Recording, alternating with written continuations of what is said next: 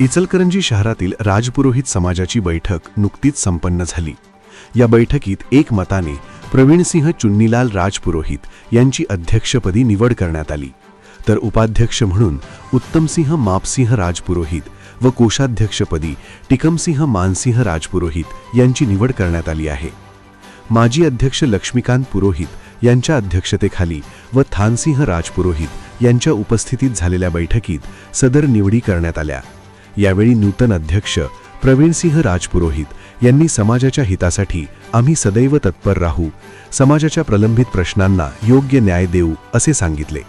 यावेळी नरपतसिंह राजपुरोहित, सावलसिंह राजपुरोहित, भीमसिंह राजपुरोहित, तेजसिंह राजपुरोहित, गोपालसिंह राजपुरोहित यांच्यासह समाज बांधव, कार्यकर्ते व सदस्य मोठ्या संख्येने उपस्थित होते। नूतन पदाधिकाऱ्यांचा मान्यवरांच्या हस्ते सत्कार करण्यात आला। कार्यक्रमाचे स्वागत पुखराज राजपुरोहित यांनी केले, तर शेवटी उपस्थितींचे आभार भीमसिंह राजपुरोहित यांनी मानले।